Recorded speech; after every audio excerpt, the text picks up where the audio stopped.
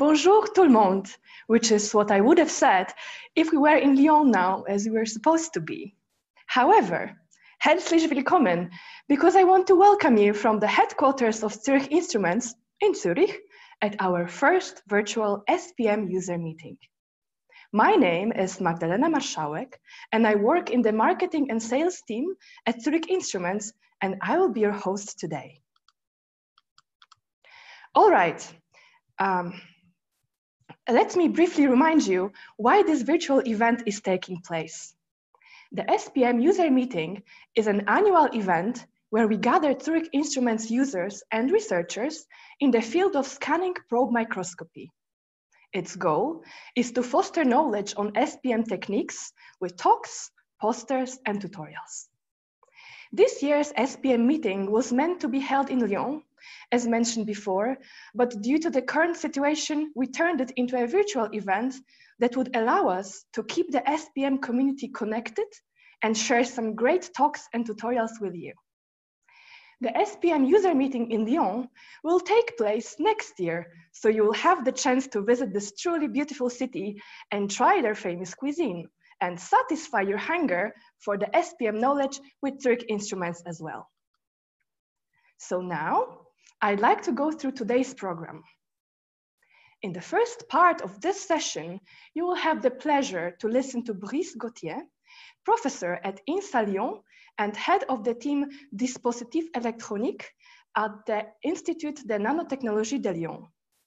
He'll introduce us to the complex world of ferroelectrics and show us how domain walls can exhibit unexpected electrical resistance. The second part of the session will feature a tutorial by our application scientist, Romain Stomp, who will focus on instrumentation challenges, especially the ones connected with contact resonance tracking. Before I hand over to Brice, I will add some important practical information. As you might have already noticed, all your cameras are off and microphones are muted. We would like to channel your undivided attention to our dear speakers.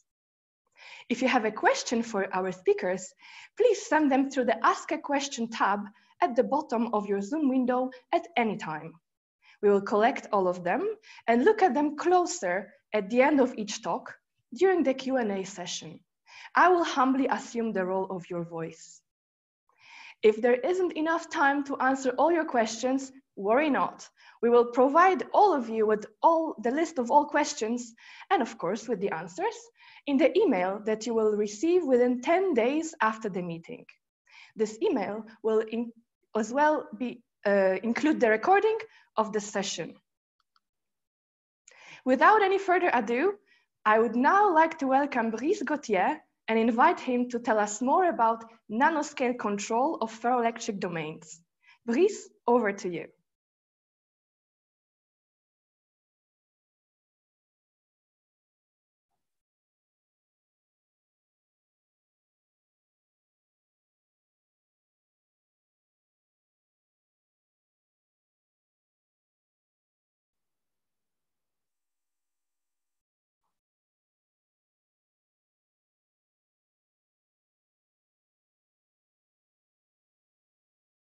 Okay, can you hear me?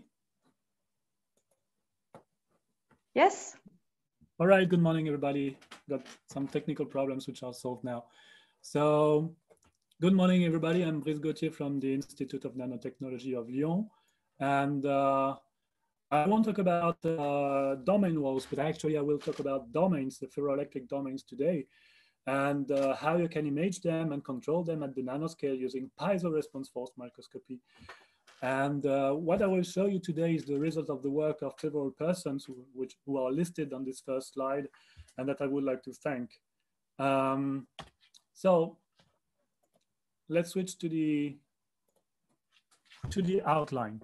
So we will talk about ferroelectric materials today, and especially ferroelectric domains and how you can image them by piezo response force microscopy, which is a technique derived from atomic force microscopy. I will detail all the operating modes of piezo response force microscopy, and I will keep some time to talk about the common artifacts that you will be able to encounter during PFM operation And this is very important for PFM understanding. Then I will switch to the second part of this talk, talking about ferroelectric domains. And first I will show you how to control the as-grown size of the domains. And then I will show you how to control by the application of an electric field, talk about the experimental conditions and especially of the role of the water layer under the surface of the sample. Then I will show you that you can also try and control the ferroelectric domains by means of a mechanical stress instead of an electric field. And that will be the end of this talk. So we're talking about ferroelectrics, and ferroelectrics are materials which show a permanent dipole moment. And you can define the polarization as the amount of dipole moments by unit of volume. So they are mainly characterized by this nice hysteresis loops there, where you apply an electric field, and if the field is higher than the coercive field, then you will switch the polarization in a single direction. Then you remove the electric field, and you end up with a remnant polarization of a given sign. And then if you put the electric field in the other direction, you will switch the polarization to the opposite direction. You remove the electric field again, you end up with the remnant polarization of the opposite sign. So basically it's a perfect memory.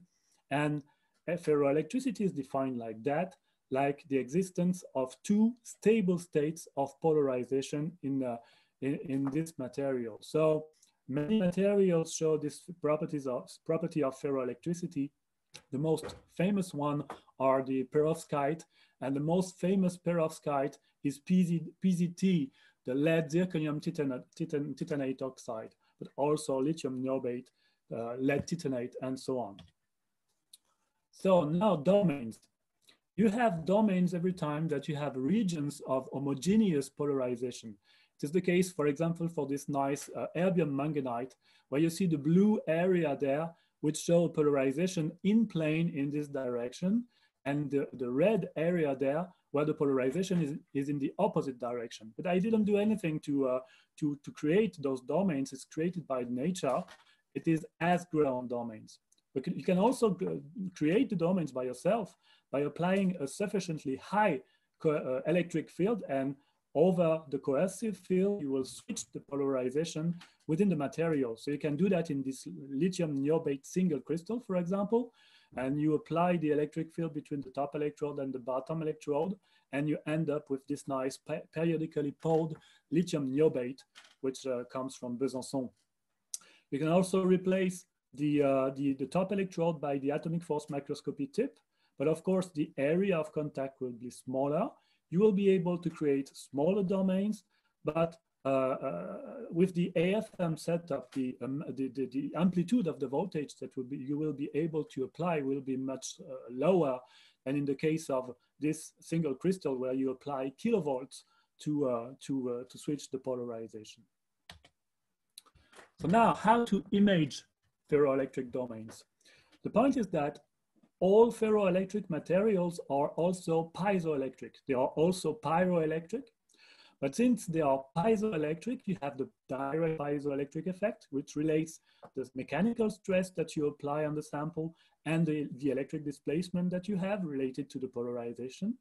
And you have the inverse piezoelectric effect, where you apply the electric field and you end up with a relative deformation of the material. That means the strain in the material. So if you can imagine this configuration where you have two regions of your material with two opposite polarization, and if you apply the same electric field to this material, you will have an expansion of the material in the region where the electric field is in the same direction compared to the polarization, and a contraction in the other situation.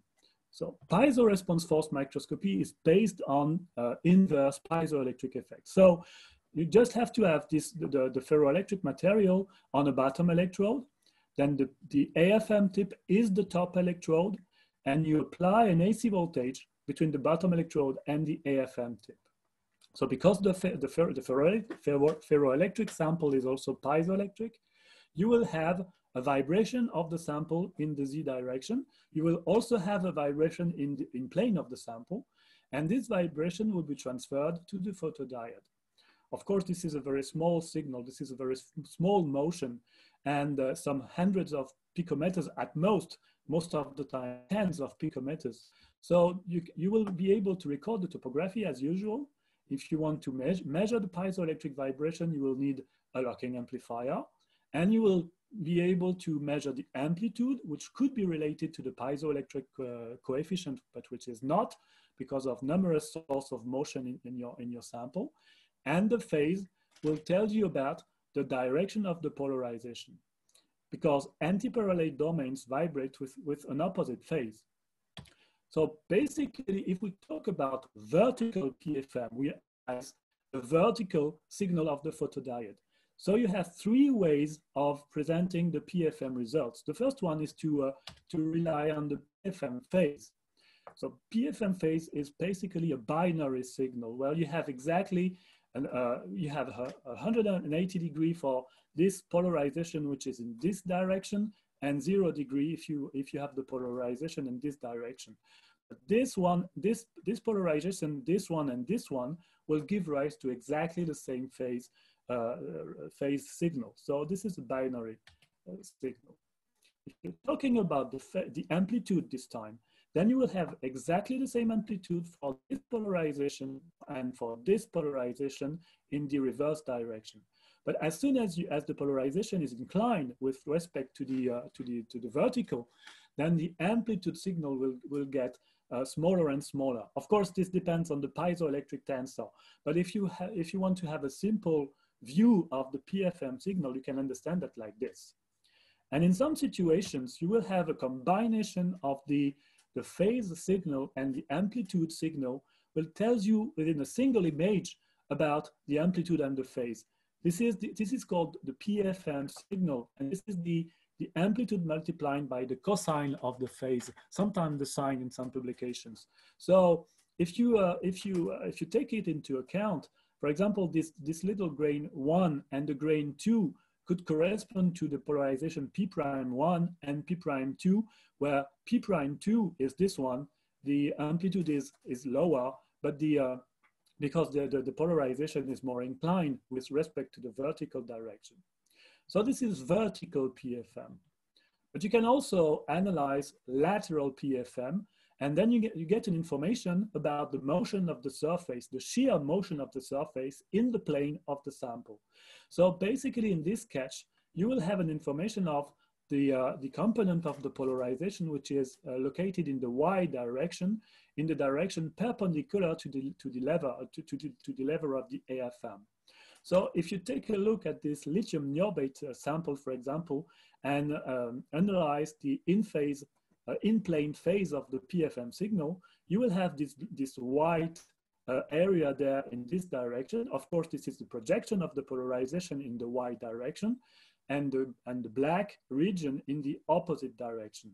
So if you compare with the out-of-plane phase, you can reconstruct something which is like a 3D information about the polarization. Of course, the x-axis is lacking, and you have to rotate the sample by 90 degrees if you want to have the final information.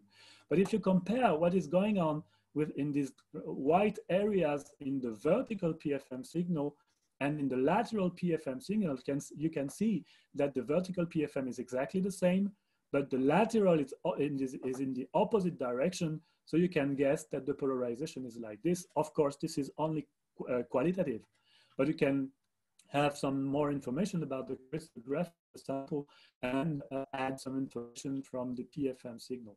If you just take a look at this one, it is opposite to this one or this one, and the lateral PFM is equal, so you can conclude that the polarization might be in that direction.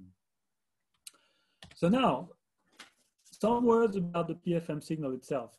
You can work either with single crystals or with polycrystals or thin films, but you have to be aware that the PFM signal is basically a measurement of the total deformation of the sample.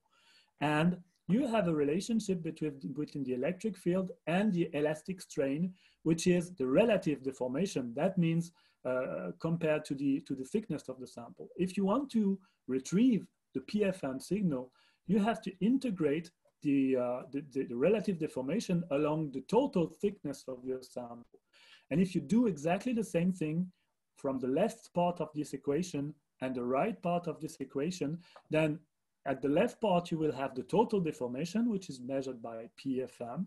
And at the right part of the equation, you will have the integration of the electric field. That means the voltage that you apply between the bottom electrode and the top electrode. So PFM is proportional to the voltage that you apply and not directly to the electric field. This is why even in a single crystal where the electric field can be quite small, you will be able to get some nice PFM signal, because this is proportional to the voltage that you apply. This is possible because all deformation are in the single direction, and they all add up, and you have the total deformation, which is measurable. But if you work with polycrystals and with deformations of different direction, so the average displacement will be null, and the PFM signal will be also null. But remember that the configuration of the AFM tip is very asymmetric, because you have a very large bottom electrode and a very small AFM tip. So if you simulate the electric field within the sample, you can see that the electric field is very intense just below the tip, and very less intense if you go away from the tip.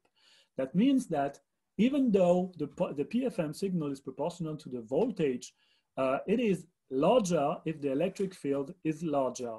So if you can guess that in this very asymmetric configuration, the contribution of the portion of the material which is located just below the AFM tip will be predominant on the PFM signal. So PFM probes a very shallow part of the film. So now, with PFM, you are also able to record hysteresis loops, and this is very important because this is the signature of ferroelectricity. You have two ways of performing hysteresis loops. The first one is very close to the macroscopic way you should do the hysteresis loops. You apply the voltage by steps, and at the end of each steps, you record the PFM signal. But while you measure the PFM signal, you still have the electric field applied. So you can have a very strong electrostatic interaction between the sample and the lever. And you will see that it can be a problem with some samples. The second way is to use the off-field operation when you apply voltage pulses, and then you wait, and at the end of the idle time, you measure the PFM signal. So you measure the PFM signal when there is no electrical field, no electrostatic interaction, but basically you only measure the remnant contribution of the ferroelectric material. So this is the perfect PFM hysteresis loop. It has been recorded by Simon Martin, and you have two stable states of polarization there. They are separated by 180 degrees exactly, and a transition between the two states of polarization. You have exactly the same amplitude for both polarization states, and you have a null amplitude at the coercive field. It's not exactly null, but you can consider that it is null for this experimental hysteresis loop obtained on PZT. So now some words about the frequency of operation. You can choose to make PFM at single frequency by using a frequency which is very far from the resonance frequency. This is a wise choice because you will be less sensitive to any influence of the topography and a change in mechanical conditions of the contact between the AFM tip and the sample. But if you work with materials which piezoelectric coefficient is very low, then you will be tempted to work at resonance frequency, the contact resonance frequency being 4.4 times higher than the free resonance frequency of your lever. But if you do that, you will have a strong influence of any shift of the resonance frequency during the operation. So let's take a look at the influence of noise to make a good choice. if you work in perfect conditions, you can represent the PFM signal as proposed by Jung several years ago by a vector which length is proportional to the amplitude of the PFM signal and which angle with respect to the x-axis is the phase of the PFM signal. So this is the perfect PFM signal with two anti-parallel domains, one with 0 degree and the second one with 180 degrees. So in the perfect situation, you have no signal at domain walls and the same amplitude for P plus and P minus and 180 degrees between two domains. But if you add noise, you can consider the noise as a vector that you add to the polarization. So if you make this, if you sum the noise and the PFM signal, then at the end you have this signal, the black arrow for one domain, and you have the second signal for the second domain, and you can see that the amplitude is not the same, and that the phase between the P plus and the P minus is not the same neither. So you end up with that kind of signal where you don't have the perfect situation. And following Jung, you can have any phase and any amplitude if you work at low frequency, far from the, because of the noise, far from the contact resonance. But if you work at the contact resonance, then pay attention to any shift of the resonance frequency, because if you just work at a single frequency, then you will have variation of the amplitude, which are not linked to the piezoelectric properties of your material, but which are linked to any change in the interaction between the sample and the lever. So the PFM data will not be interpretable. So PFM at single frequency and at resonance frequency should be avoided. So the only way to do that correctly is to use DFRT, dual frequency resonance tracking. I won't say much about that because you will hear Romain Stomp describing DFRT very precisely. So I just want to say that if you want to enhance the signal to noise ratio, this is the only way you have to do that properly. This is the perfect vertical PFM image. I have already described it, but pay attention to the remnants. The perfect PFM signal is also a remnant signal, if you take the same PFM image 373 days later, you should be able to see the signal again. So now let's talk about artifacts. Artifacts are numerous with PFM, with piezoresponse force microscopy. You have to be aware of the origin of the signal if you want to be aware of the artifacts. So the first origin of PFM signal is the converse piezoelectric effect. That's normal, that's what you want to measure. Anytime you apply an electric field in the tip and the lever, you will have an electrostatic force, which is proportional to the amplitude of the VAC signal, and which is also proportional to the difference of potential between the tip and the surface. And also, if you work with material which exhibit ionic conduction, you will have a motion of the ions that will make the molar volume of the material change. And because of the change of the molar volume, you will end up with a signal which is very similar to the piezoresponse force microscopy signal. And it is often very difficult to make a difference between those two signals, those two kinds of signal. Look at what happens if you have a strong electrostatic interaction between the lever and the sample. This is a amorphous silicon oxide, and you write with the AFM tip by applying +5 volt, and then you scan this area with minus 5 volt, and you end up with a PFM image, which could be a PFM image, but it's not. It's just due to the charge trapping in the sample. If you wait, you will see that the signal is disappearing. If you're doing, if you record an hysteresis loop in field, you see this nice linear contribution of the electrostatic interaction, because the force acting on the lever is proportional to the VDC voltage that you apply on the sample. So from this information, the lack of remnants and the linear a part of the hysteresis loop, you can say that these nice PFM images and loops are only electrostatic interaction. You have to take into account also that the hysteresis loop is in the wrong sense.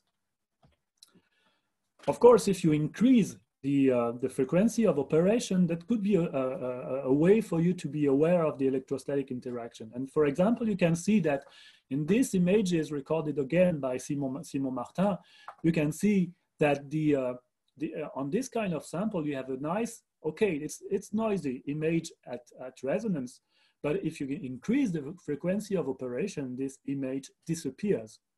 And so this is not due to PFM. This is not due to piezoelectricity, neither from ferroelectricity. If you do the same thing with PCT at high frequency, you still have a nice image. And if you have ionic conduction, it's worse, because you have nice images all the time. You have nice hysteresis loops at high frequency, at low frequency, and so on. This is due to the motion of oxygen vacancies. We could prove very recently that it could be also due to the motion of lanthanum in this sample of lanthanum aluminate. And the motion of lanthanum could be also responsible to the change of molar volume in the sample and create this nice PFM signal. So powerful is an extremely powerful, PFM is an extremely powerful technique, sorry. But you have many operating modes that you should choose wisely, and artifacts are numerous. So you have several ways to be aware of the artifacts, but you have to be very careful about the interpretation of PFM data. Most of the time, you cannot prove by PFM alone that a sample is ferroelectric if the origin of the signal arises from electrostatic interaction, ionic motion, and piezoelectric signal at the same time. So now let's switch to the second part of this talk about the ferroelectric domains. The aim is to control the size of the ferroelectric domain. So at first, you can just rely on nature and let the ferroelectric domains organize by themselves.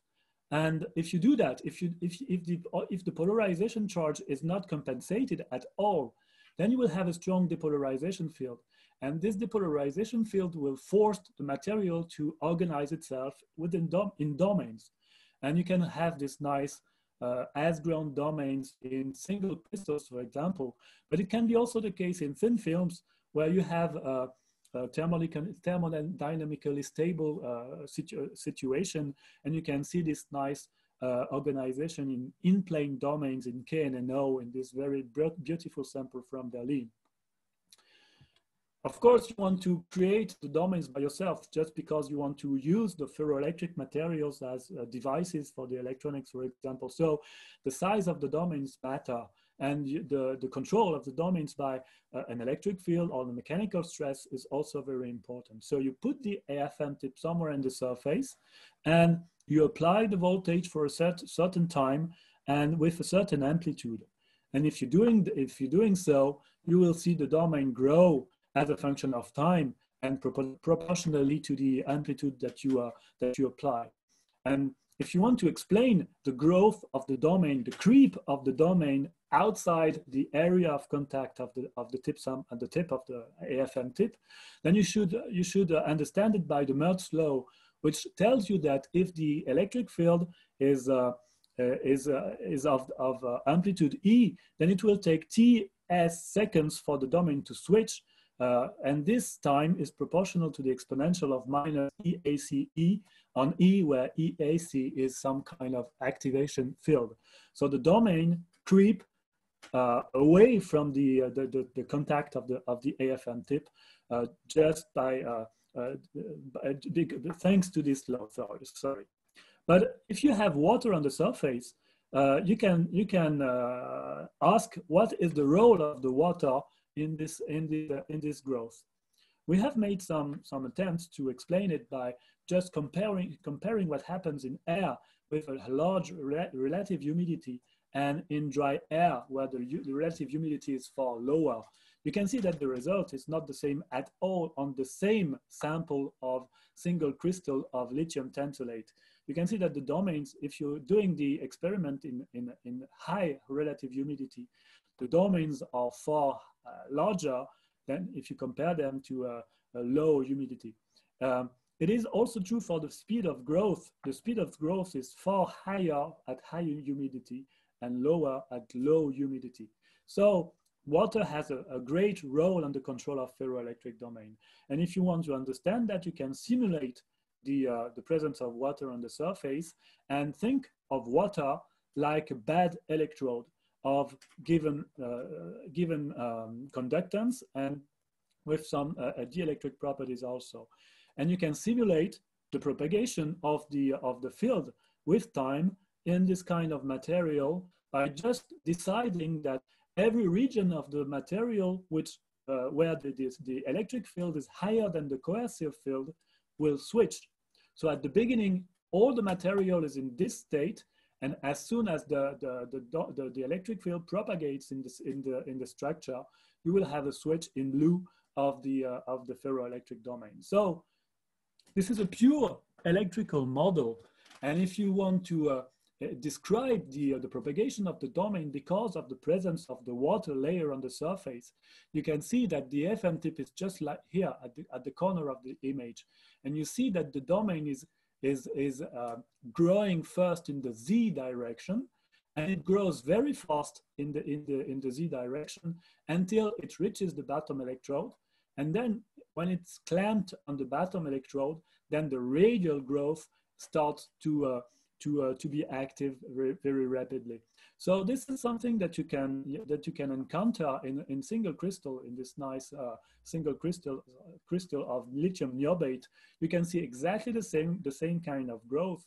So you see that this simulation, which is purely electrical, can nicely describe the growth of the domain. Of course, in the real life, you will have a combination of the Mertz law, so the creep of the domain, and this propagation of the electric field by the water layer, which acts as a bad electrode. Domain can be unstable. That's true.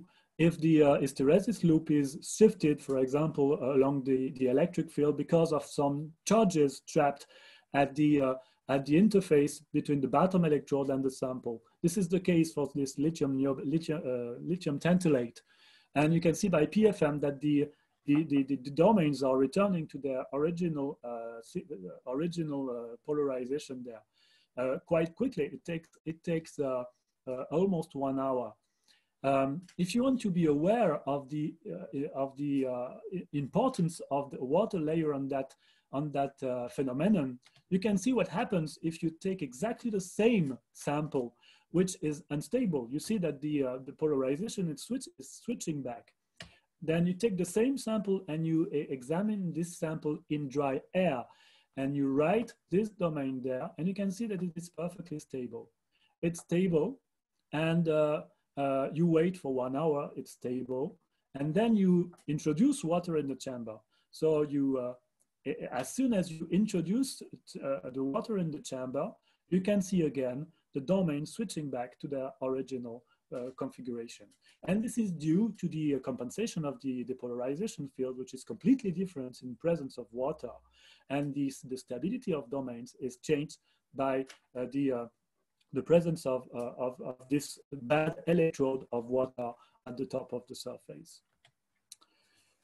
And now the last thing I would say is that it's also possible to control the domains by a mechanical stress instead of an electric field. And this is particularly interesting in very thin films, because most of the time very thin films are leaky. That means that you have a strong injection of current anytime you try to apply an electric field on the system. So if you put the AFM tip on this region there, this is VPFM, where the polarization is in a given direction, and at this point where the polarization is in the reverse direction, then you can see if you increase the set point of the AFM, that means you increase the load on the sample, you can see that this part of the sample will switch, and this one will not switch. So it is indeed possible to control the polarization, the switch of the polarization by the mechanical stress in this kind of material, but it's possible only in one single direction. So this is the ongoing work at INL, and maybe I would be happy to talk about that in a later speak. So it is possible to control the ferroelectric domains with a proper electric field. You have a propagation of the domain due to the creep of the domains due to the Merz law, described nicely by the Merz law, but you have to also take into account the chemical state of the surface, like the presence of water. To be stable, the domains must be clamped somewhere, and most of the time at the bottom electrode can be also charge defects. They propagate, the domains propagate in the vertical direction, then in the radial direction. And we have to think about other ways to control the switching of the domains by means, for example, by mechanical stress, but we can also imagine to control them by light or anything else to invent the devices based on ferroelectric domains. And with that, I thank you for your attention, your remote attention.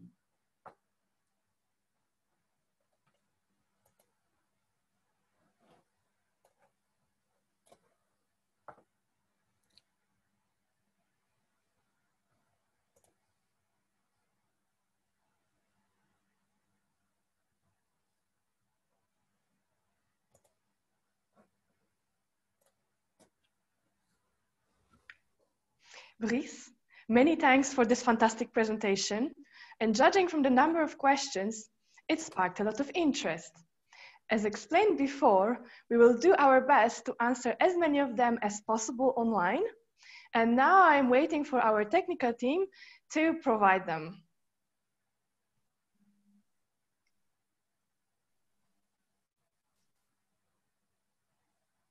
Okay, please bear with us. Just a grain of patience. So,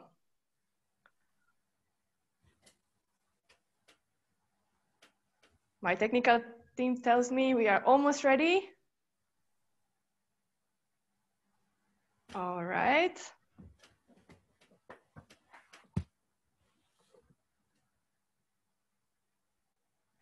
So, let me start with the question from Andrea. Can a vertical and lateral PFM be measured at the same time in your configuration? Yes, yes, of course, because it depends on the locking amplifier that you use. If you have a multi-channel, if you have two entries in your locking amplifier, as it is the case indeed for the Zurich Instruments locking amplifier that we have at lab, it is possible to measure the LPFM and VPFM at the very same time. All right, great. Can we have another question? All right, this one is from Tim. How thin can you make those ferroelectric films? Well, it depends on the technique that you use for the growth. At lab, we use mostly sol gel, and this cannot be as thin as we want. It's the thinnest sample that we have for sol gel is 33 nanometers. The thickness is 33 nanometers. But if you use other techniques like molecular beam epitaxy, for example, you can end up with very thin samples, of course. Okay, yeah, it always depends on the method. Mm-hmm. We have another one. Okay, from Ilka Hermes. Can we quantify the D31 in plane with PFM or only the D33? Neither of them. Can you tell us why? It's very difficult to quantify anything with the piezo response force microscopy because you have numerous sources of errors. D31, you cannot think about that. It's too difficult. D33, you can work with calibration standards, but still it's very, very, very difficult because the motion of the tip does not correspond exactly to the motion of the surface. And you can have many sources of errors that will lead to a strong uncertainty in the quantitative measurement of the piezoelectric coefficient. So if I would like to have a reliable way to quantify the piezoelectric coefficient at the nanoscale, I wouldn't choose PFM for that. Okay. Well, now when you explain, that really makes sense. Do we have another question? But I'm afraid we need to stop right there. Brice, thank you so much for providing extra knowledge by answering the questions from the audience.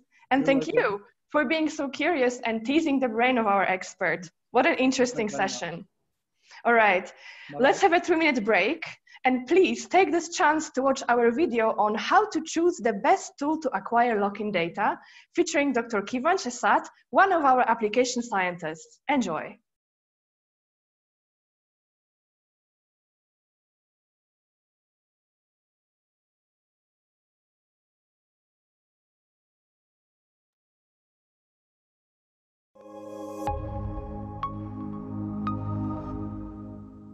Setting up an experiment with all its elements is just the beginning.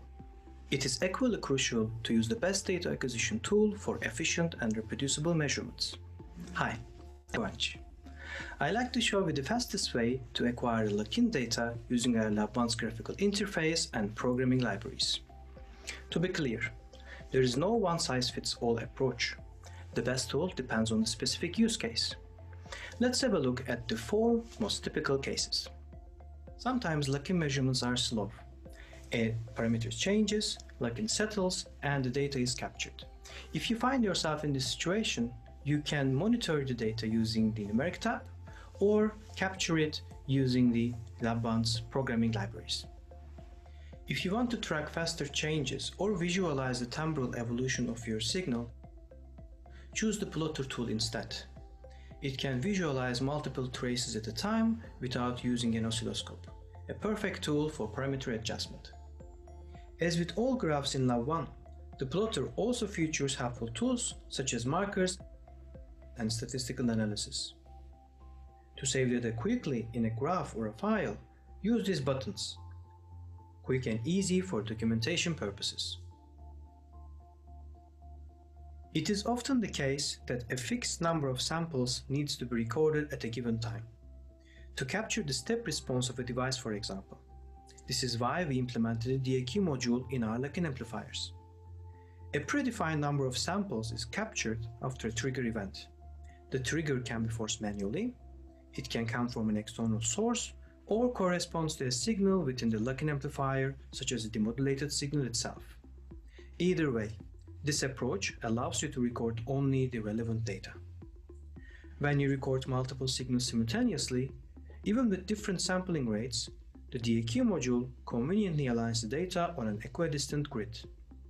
This capability speeds up the measurement workflow and minimizes post-processing efforts. By adding a second dimension to data acquisition, you can generate and save images. This is essential for scanning imaging applications, for example.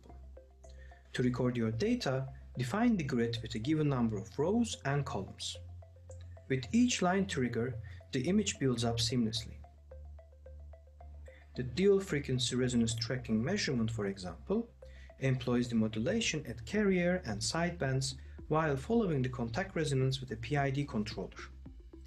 Integrating a Zurich Instruments lock-in amplifier with a commercial AFM and recording all the signals in parallel gives you a set of images contains all desired information about the sample with one click.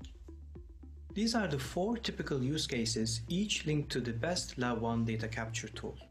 The DAQ module is arguably the most powerful one, and like the others, it is available in the programming libraries as well. All of these tools comes with our instruments at no extra cost. So, what is your data acquisition challenge? Contact us to discuss what's possible.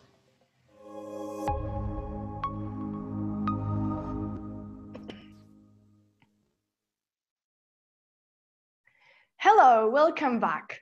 I hope you enjoyed the video during the break, touching the issue that is so universal for all the scientists.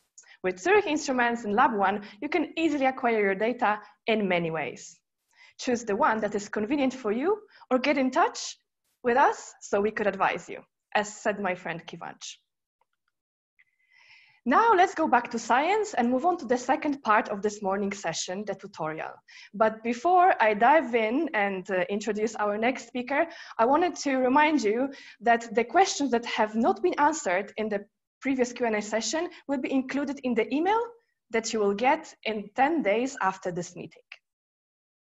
Cool. So now back to the tutorial.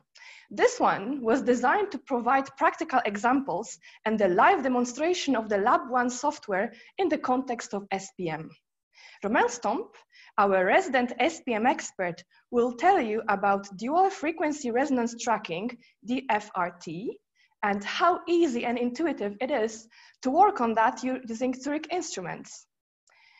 And I would like to remind you again that after this tutorial, we will hold a Q&A session. So please submit your questions using the Ask a Question tab in the bottom of your Zoom window. Romain, over to you. Thank you very much, Magda. So I also hope everybody hears me clearly. And so please bear with me for the French accent. So good morning to everyone. And let's continue with some practical content related to resonance tracking. And because this is a special type of feedback, I'll try to guide you through this optimization process. So this tutorial will start with a few slides to explain the basic principle behind this method and how to optimize it, so that we can then dive with more confidence with some live demonstration. So let's make sure that we are all on the same page related to contact resonance force microscopy. So we are all familiar with atomic force microscopy, and most dynamic AFM mode, we have an oscillating tip at the end of the cantilever in free space. And then when you bring it in close vicinity to the sample, then you are sensitive to a change in phase and amplitude on that oscillator. And that typically, that gives rise to such mode like a non-contact AFM, where we can have a feedback on the phase, or if we have a fixed frequency and measure a drop of amplitude, then that would correspond to some tapping or intermediate contact mode. So now if you bring the tip in permanent contact to the sample, then basically the cantilever is clamped between both ends, and the maximum amplitude is now at the antinode in the middle of the cantilever. If you plot all the spectra from the different resonance curves that we can obtain, we see that the contact resonance lies in a bit in the middle between the first and the second eigenmode. And this contact resonance is around 4.4 times, as Brice mentioned in his talk. So now, depending on the type of force or interaction that you want to probe, we can actuate this contact resonance through different means. So let's say if you use a mechanical transducer, like by shaking the sample, then we will be sensitive to some nanomechanical effect. And if you apply some AC bias voltage, then you can be sensitive to piezoelectric effect. But this is not the end of the story, and the physics behind can be quite rich, depending on the sample that you probe. So for instance, here I've just pulled two examples from the literature. So so-called electrochemical strain microscopy. So in this case, we can measure the diffusion of ions, let's say in some battery cell, or how this moves inside the sample. So again, the technique is the same. So you will have a swelling or a shrinking of the surface, which will be measured by a change in the contact of the cantilever. Of course, if you are in contact resonance, then you have also this resonance enhancement effect. So one thing that is also important to notice is that some of these electrochemical dipole can show some signature at two frequency component. And so that's why when you do also a DFRT method, then it's also nice to be able to probe a higher frequency component or to track at higher frequency. And this other example now is related to scanning thermal ion microscopy, but also other type of local thermal actuation. And then you can be sensitive, in this case, at the fourth harmonic, to some local effects happening into the sample. So now that we are more or less on the same page, and so you could see that there can be some quite different physics going on under the sample, but the technique behind is always very similar about tracking this resonance. So in typical AFM experiments, so you often start with a resonance, and that's because you want to benefit from higher sensitivity at the resonance from this amplification factor. So there are different ways to track that resonance. Like we can also use a phase lock loop. But as Brice explained very well, they can, if you for piezo response force microscopy, you cannot rely on the phase because it will flip, and you cannot also necessarily have a fixed frequency because then you may have some artifact. So the only way is to rely only on the amplitude. So in this case, so we will use an amplitude modulation technique. So where we excite two sidebands on each side of the resonance. I hope you can see my mouse. So you have these dots here at frequency F1 and F2 on the graph. And then if you plot the difference, so A2 minus A1, then you obtain this orange curve, which as a function of frequency, which exhibit a very nice monotonic and linear behavior exactly around the resonance with a zero crossing at the resonance. So that's the type of signal that we can use and is behind this DFRT method. But before we move further, I just would like to make some small clarification between oscillators and resonators. After all, when you talk about dual frequency resonance tracking, you have both some frequency component and some resonator. So typically, an oscillator, it's a very narrow band frequency generator that we can use to probe a resonance in this case.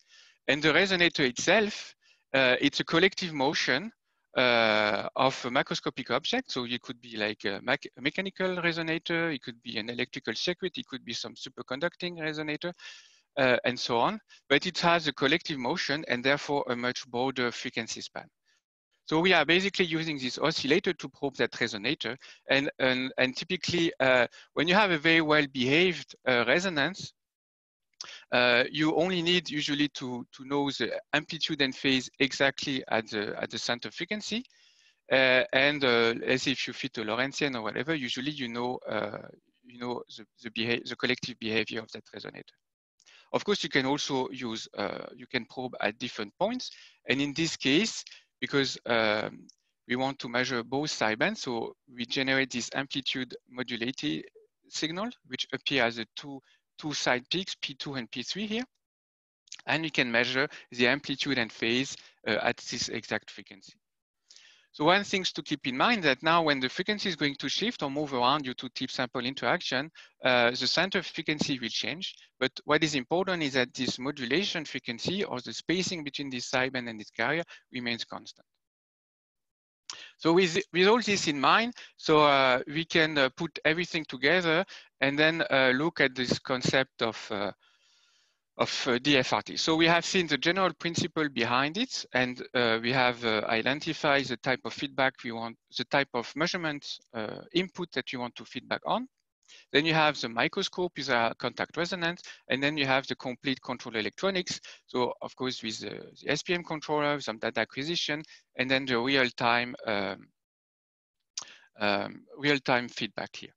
So I have shown the example for an HF2LI because it's mostly used for such cases, and it's also quite convenient because it has these two input and two output.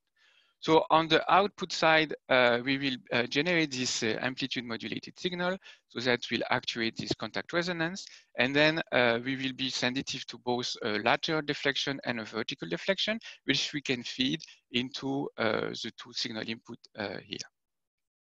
So then inside, for the sake of simplicity, I'll explain everything for, let's say, one contact resonance, but everything can be duplicated both for the modulation, for the PID, and so on.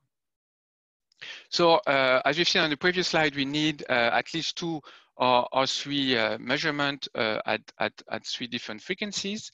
And so the output of these two amplitudes, so A2 minus A1, is now fed into a PID controller with a set point of simply 0, because when A1 is equal to A2, that's exactly when we are at the resonance. So we subtract this, and this error signal is fed into a PID controller with proportional, integral, and differential gains that will then act upon the center frequency, which is at the middle of that amplitude modulated generated signal. So this is all nice and neat, but of course, if you want to optimize this, we need to optimize this PID coefficient. So here, I don't want to go into some complex control theory, but I just would like to explain with some more simple flow chart the key element for the key element and the key parameter to make sure that we can optimize this closed loop. So we start from a device on the test, so from our microscope. So typically the vertical deflection, let's say, on the signal input, and on the drive output, it could be a DC bias, but in this case, the frequency, the drive of the frequency. And so whatever happened now on outside, so between this output and this input, is going to be modeled and taken care of from the instrument. So the instrument need to know what kind of DUT it is. And so for this, we need to sweep a little bit this parameter space. So that's why we have this sweeper module, which is very important here. So which is going to sweep the complete drive and then measure the response. In this case, the response is not just a single demodulator or a single amplitude or a single phase. It's a combination of the three, as explained before. So we have to make this subtraction, and that's what we feed as a sweep. Bottom line is that when you make this sweep, you can get a lot of information of your device on the test, and now know what kind of model you could apply, and especially know its gain, its bandwidth, the slope, the polarity, eventually also pick the right set point and stuff like that.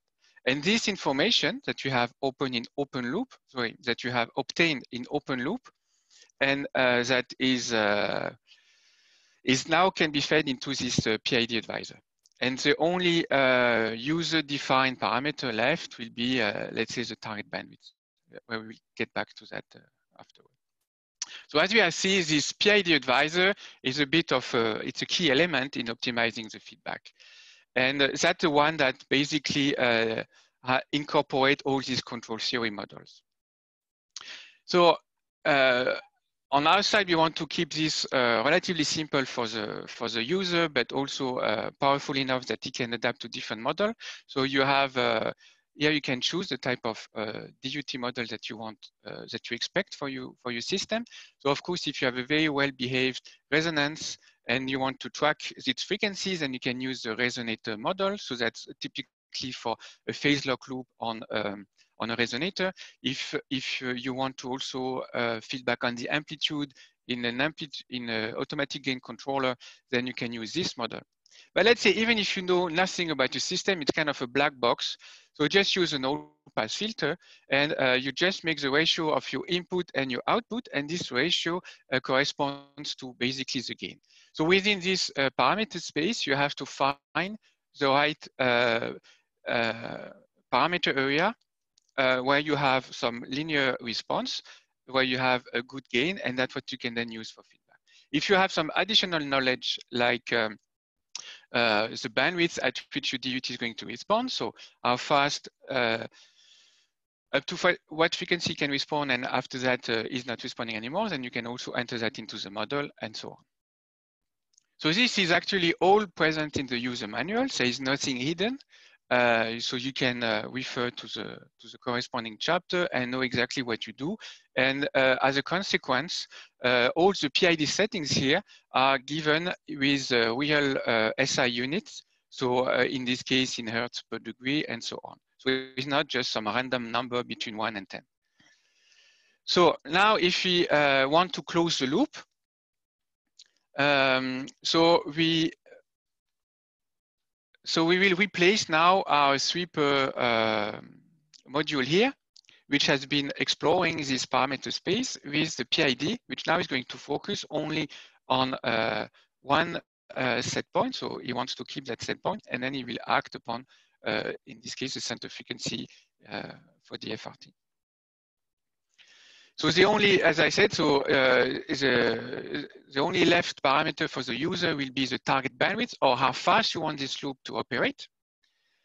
Eventually the set point. So if you want to be exactly on the resonance, or depending on the system you have, because of course this can work for other type of feedback. And then the center output, because that's where you expect the output to be. So that is explained for DFRT method, but the concept is very generic for all type of feedback loop, and of course very common in SPM. So let's say if you want to have a phase lock loop instead, then your input signal can just be the phase from your demodulated output. The output itself will be the frequency on which you act upon, and then you can use this DOT model resonator frequency. Now, you can also apply this for Kelvin probe, for Z feedback, for other type. So Kelvin probe actually comes with a lot of different flavors. Maybe one of the most common one is when you have the X component of the frequency shift as an input, and then you want to act on the DC bias voltage on the drive output. So for this case, it's not as well known as a resonator model, but you can usually know its gain and bandwidth, and then use this low pass first order system. So let's put everything together in the following workflow. And now it will be time to switch to this Lab 1 demonstration, where we'll go basically through the different Lab 1 module and go step by step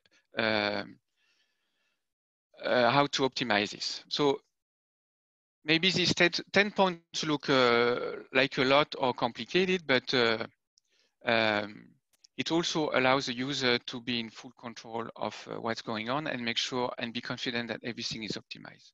So hopefully now you see the Lab 1 user interface, which is a web-based interface connected to UHF-LI in this case for convenience. So I will be in full mode here.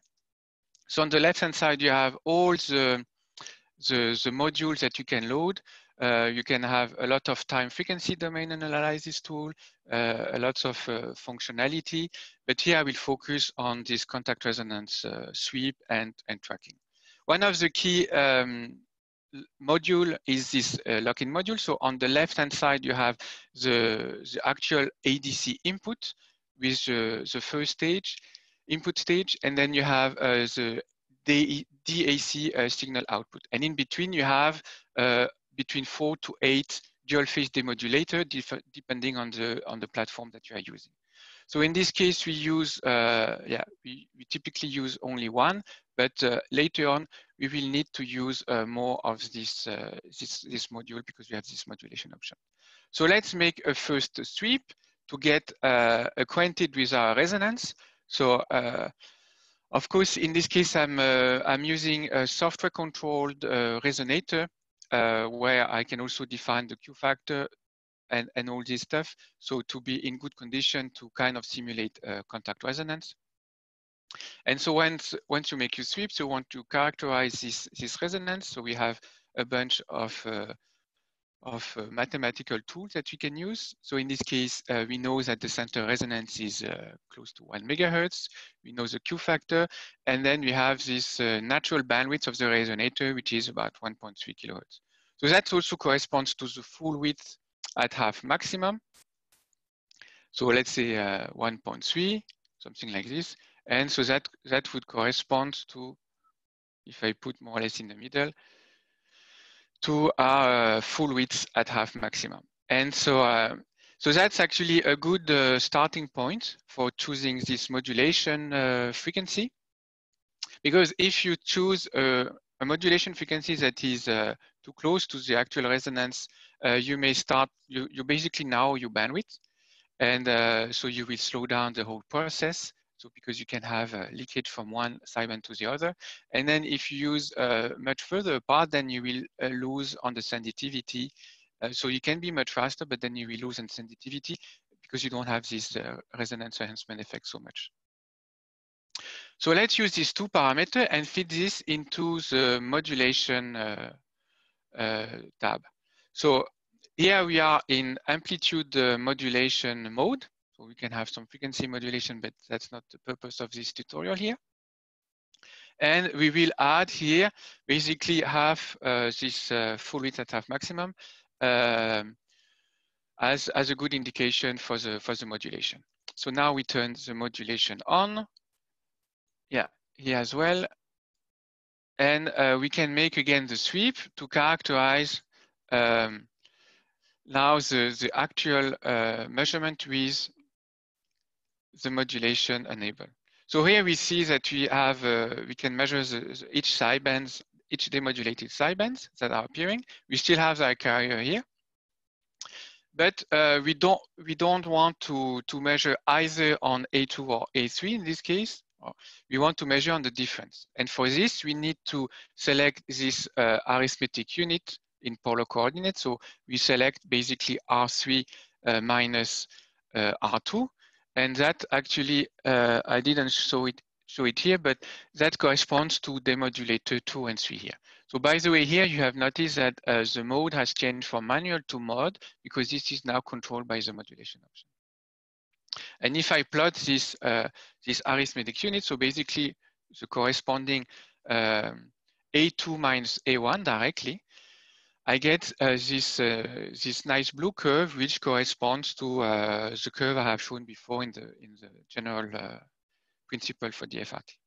And from that curve, then we can determine again our bandwidth and gain. So the gain corresponds to the linear fitting around the set point that you want to choose. So the set point, we know it's going to be at the zero crossing because that's where we are at the maximum of the resonance.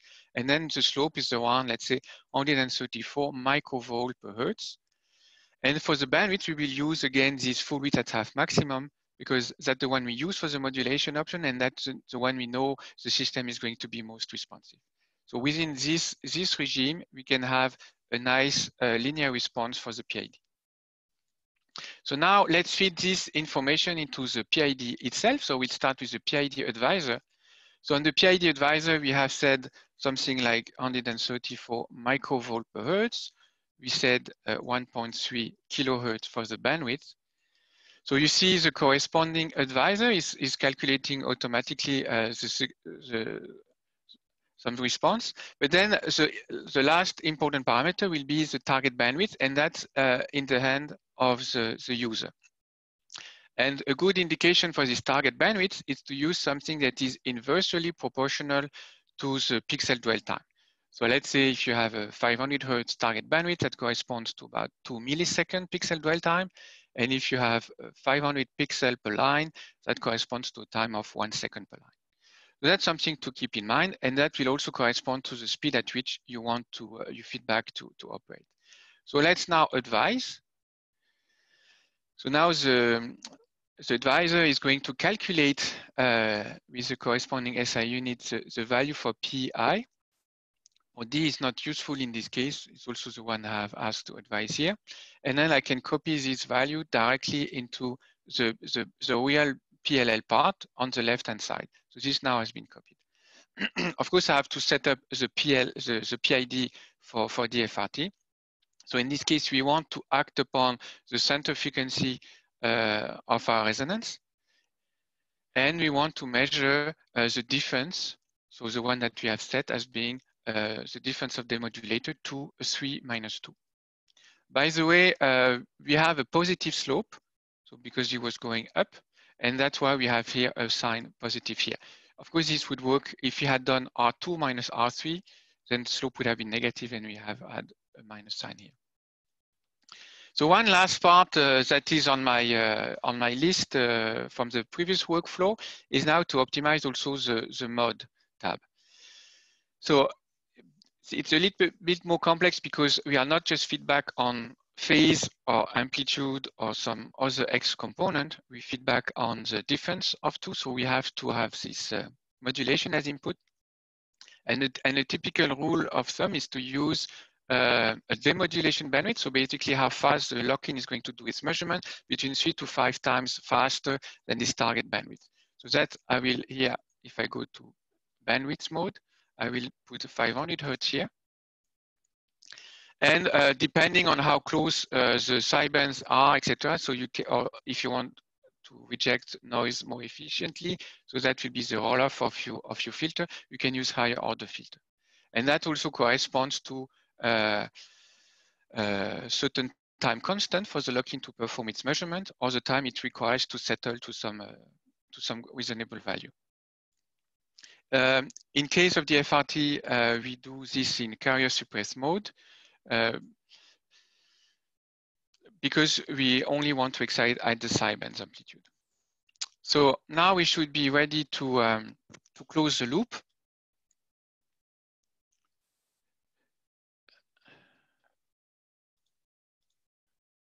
So that's what I do by closing it here. So we can look in the plotter here. So in the plotter, I have to, oops, sorry. I have to look at the frequency. So now I have the frequency and I can also look at the PID error. So the PID error is centered around 0. So that's what you see here on the scale here. If I click on the frequency, I have the center frequency. And I can make sure that I have white noise by looking at the histogram.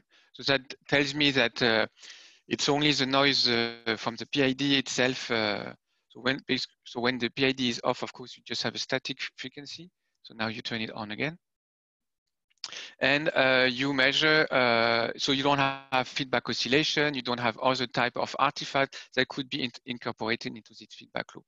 You can also look at this cursor area here, and that gets some good value for the noise level.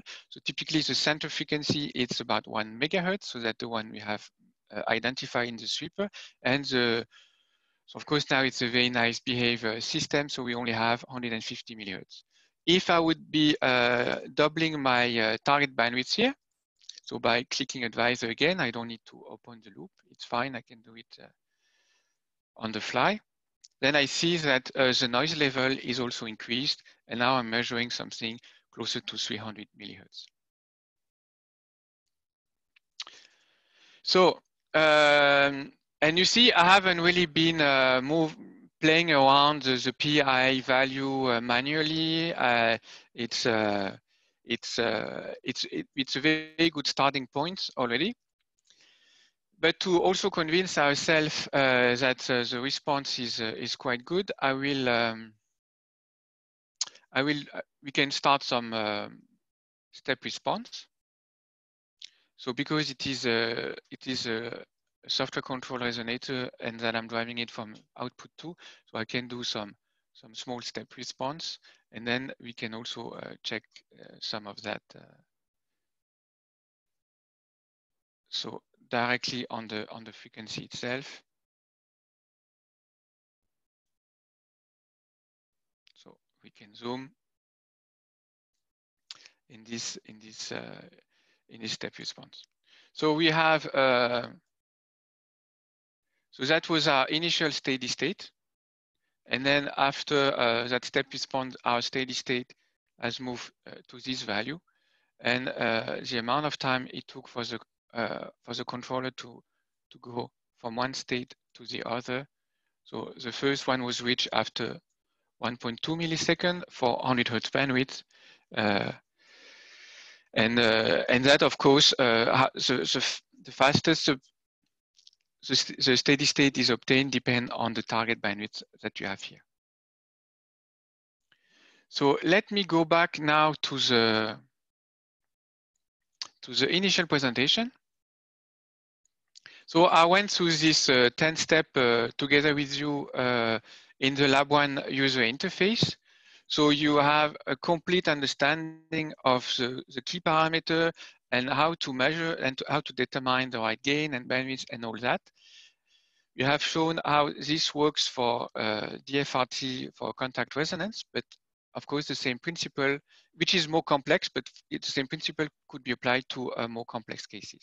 Of course, it would have been nice to show this on a real contact resonance, which also depend on the contact load, on a real microscope and all of that.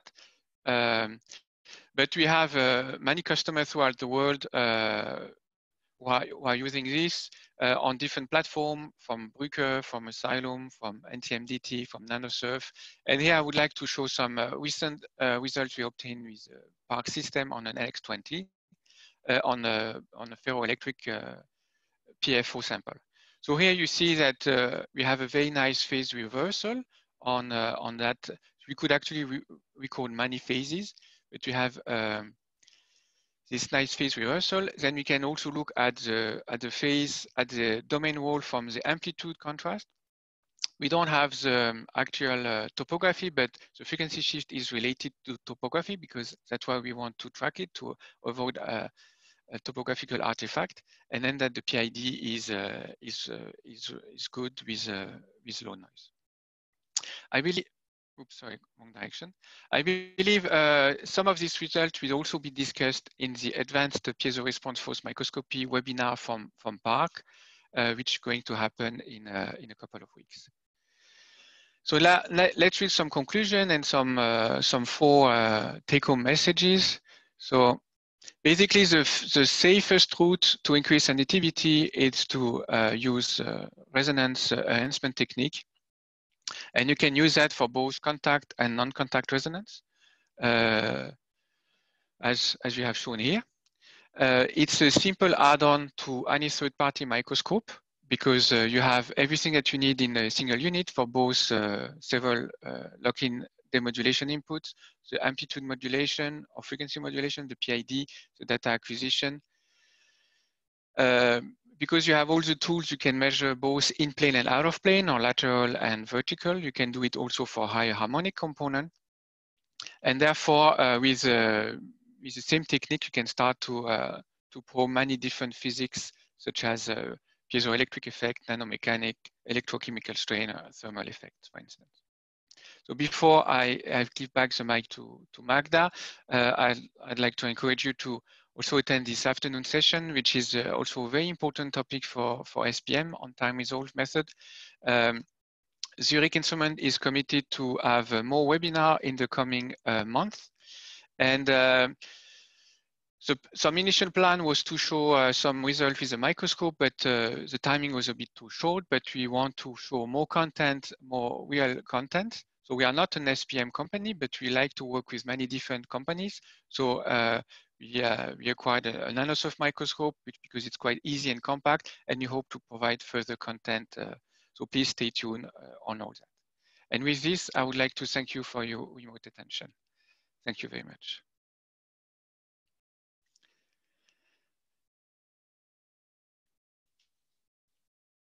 And I'm ready for your question.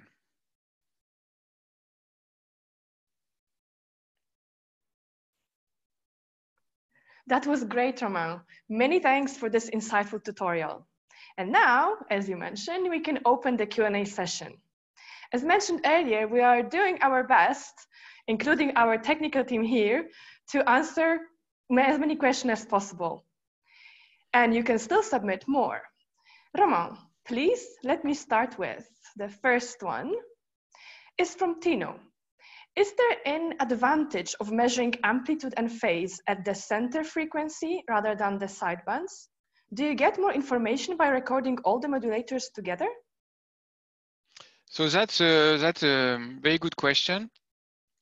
And during the talk, at some point, I said, okay, we do carrier suppressed mode. So carrier suppressed mode means that we don't measure the resonance at the center frequency. And most of the time, the reason is because the natural bandwidth is too short. And so we want to avoid some frequency leakage from the center frequency to the sidebands and vice versa. But of course, if you have a broad enough contact resonance, then you can have some narrow demodulator and avoid any frequency leakage from the carrier to the sideband. And therefore, you can, of course, measure directly at the center frequency. Of course, by measuring directly at the center frequency, you have a bit more enhancement. So at least a factor of square root of 2. And in the same way that you can probe many components on the actual resonance, you can also measure at different demodulators. So the more information you get from more demodulators, the better. I hope this answers the question. It does to me. So we can move on to the next one. This one's from Anais. What can you do if the contact resonance is not really symmetric? Yeah, so that's actually very important because contact resonance tend to be not as nicely behaved as free resonance. Because you have both the drive frequency that play a factor, but you also have the applied load. So if you apply too hard, and also depend on the the contact stiffness and the cantilever stiffness. So all this can sometimes make the resonance not so nice. So in this case, the sidebands would maybe not be so symmetric, or if you keep this symmetric, then you will have a bit of an offset between, let's say, A2 and A3. And so that means that at the resonance, you will not be exactly at 0. But in this case, you can just use a non-zero set point that you can determine from the sweep, and that should allow you to make some good resonance tracking anyway, even if the resonance is not symmetric. Okay, that makes sense. Thank you. Next question from a mysterious scientist. Can the DFRT method be used for both in-plane and out-of-plane signals in parallel? Yes. So that's what I had on slide 7, I believe, when I had the overall picture. So you have you have two inputs from the HF2LI or UHF-LI. So you can measure, you can be sensitive to lateral and vertical deflection. So basically in plane and out of plane. And inside you have, I have shown only 3D modulators, but you have actually 6 or 8. So you can do everything in parallel and for both resonance simultaneously. Yeah. Okay, oh, that's good. That's good to know. Thank you. Next question from Marcel. Does the arithmetic unit work on real-time data to give its output to PID input? And is it available for HF2LI? Mm-hmm. Yeah, so the arithmetic unit is a real-time operation. So it is calculated. That's why we can feed it to the PID, otherwise it would not work. And it has to be fast enough that the PID can then respond. So it is real-time data from a bunch of internal signals that you can get. Unfortunately, it is not available as an arithmetic unit on the HF2LI, but the PID, and that's why I have shown the demonstration with Lab 1, because at least just for the sake of clarity and explanation, it was nice to show this nice slope of A3 minus A2. But the HF2LI has a possibility to do this calculation directly into the PID. So yes, it is possible. Okay, but not for HF2LI. The arithmetic unit is not available on the HF2LI, but the difference of A3 minus A2 is possible on the PID of the HF2LI. Okay, maybe great. Now I think it's clear. And we have another question from Lucas. You assume that the response for the two sidebands at frequencies F1 and F2 is equal, meaning that your sample system under development behaves linear. Now, since you cannot go too close to the effective resonance, as you nicely explained, the nullified difference A1, A2 might be incorrect. What do you want to comment on that, Romain?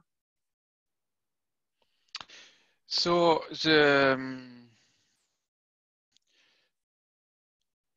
So of course, the two sidebands are equal exactly at the resonance, and as soon as you deviate from that resonance, these sidebands will be asymmetric, and that's why we want this feedback to restore this symmetry. And when you have restored that symmetry, so the two amplitude will again be equal. Mm-hmm.